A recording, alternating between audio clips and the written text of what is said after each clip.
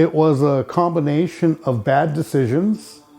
I had led such a rough life that I had turned to drugs for comfort and became a drug addict for 30 years. After 30 years, it finally had taken enough of a toll on me that homelessness was the next step. Hi, my name is Rick Teakin. I was born in San Antonio, Texas in 1965. In my early days, I did construction.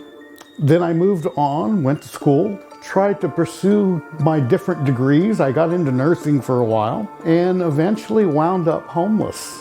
I've been in the Austin area now for 9 years and have gone from living on the streets to where I am now, thankfully, with the help of a lot of good friends. So this is my spot right here. This is the spot right here where we met. And I would sleep here every night. That way I wasn't getting rained on or snowed on or whatever was happening. And I started my journey at the Walgreens. There was a bench out front, and that's where I sat every day and got to know the whole neighborhood. And I watched the whole neighborhood go by every day. So you just smile to people and people kind of start interacting? And I would talk with them and I would give them positive affirmations as not to be a pariah. You know, wow, this guy really speaks well. And I wanted people to know that about me, that I had some sort of intelligence. You are intelligent. Well, I try. Within about the first 3 months that I was here, I noticed that I had, from a pair of shoes that I had, I was starting to get a sore on my big toe on my left leg. And I got a infection called osteomyelitis. It's a bone infection. It's very invasive. Once you get it, you're going to lose something. I lost the toe, I lost the leg, and that was the start of my amputations, and that was due to not taking care of myself and diabetes. About 4 years ago, I had 2 strokes back to back. That changed my life.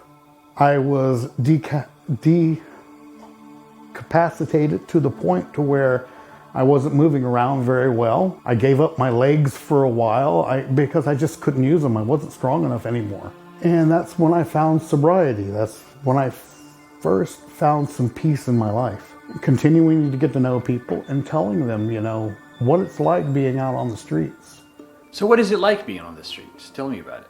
What does it feel like in midnight at 1 a.m.?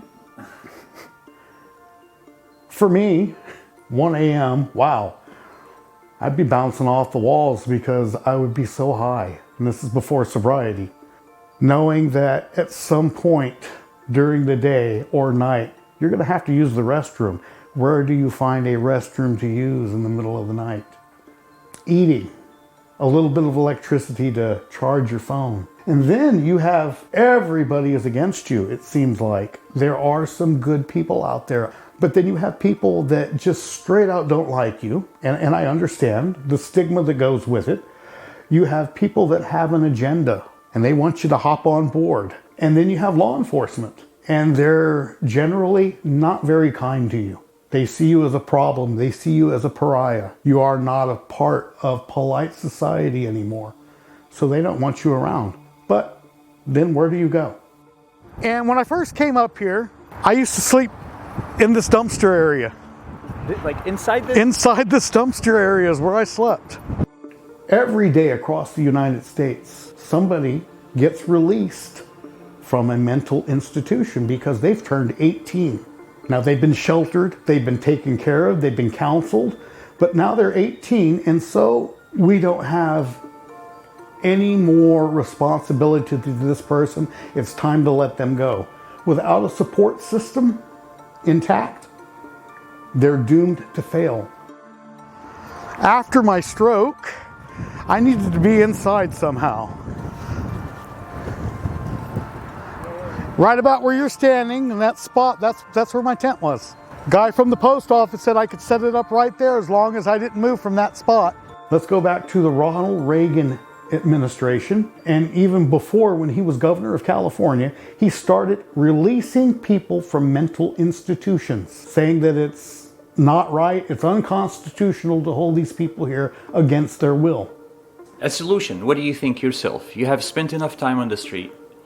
if the government doesn't want to get involved in this, there is no solution.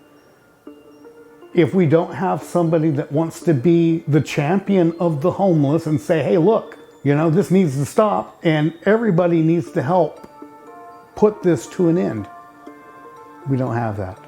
It's something that's going to keep going because there's no money to be made in helping the homeless. Okay? There really isn't.